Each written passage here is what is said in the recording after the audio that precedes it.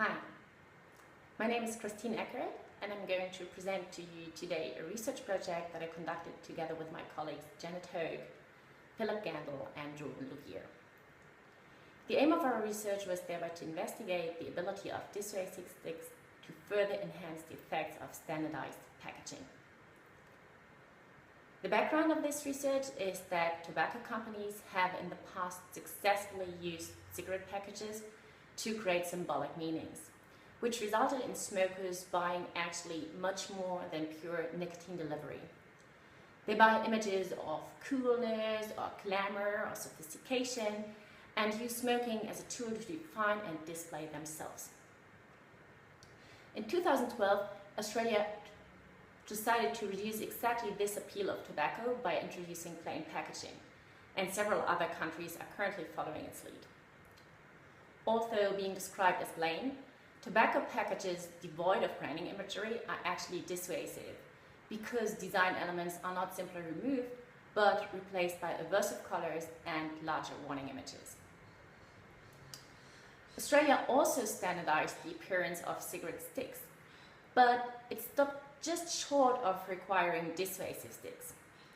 Now, sticks are the actual object of consumption, and there exists conclusive evidence that tobacco companies use stick appearance to create brand personalities. So, isn't it just the consequent question to ask whether dissuasive sticks can also reduce smoking's appeal? To answer this question, we developed an online study that surveyed more than 300 smokers in New Zealand.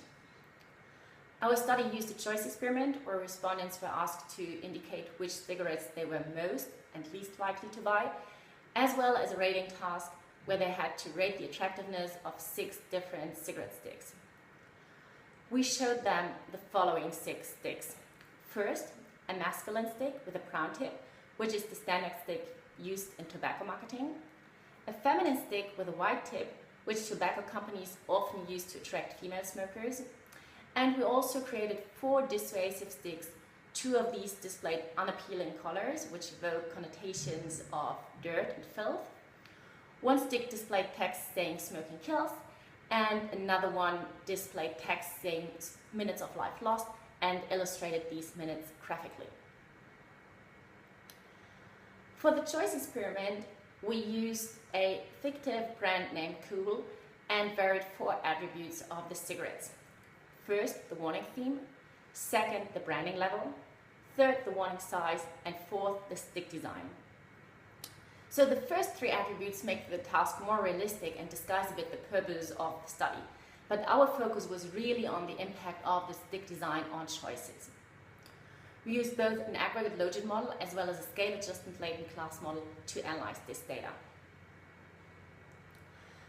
Comparing the aggregate results from the choice experiment and the rating task, we found that the dissuasive design dramatically reduced the appeal of the sticks. Both the likelihood of choosing these sticks as well as the average attractiveness ratings were significantly lower than the ones of the commonly used stick with a brown tip. Particularly, the stick that displayed the minutes of life lost seemed to have a very dissuasive effect on respondents. The scale-adjusted latent class model detected significant heterogeneity in respondent choices. Relative attribute importance varied considerably across 3 different preference segments of roughly equal size. Segment 1, which was more likely to include older respondents or respondents with New Zealander or European descent, focused very much on stick appearance when making their choices. In turn, this was also the preference segment that was most appalled by the dissuasive sticks. Summarizing, both rating tasks as well as the choice experiment showed that dissuasive sticks were significantly less attractive than the white sticks with a brown filter usually sold, and that they decreased purchase likelihood. About 1/3 of smokers was highly responsive to stick appearance, which suggests that dissuasive sticks featuring warning messages or appearing in unattractive colors could enhance the effect of plain packaging. And they thus could further denormalize smoking.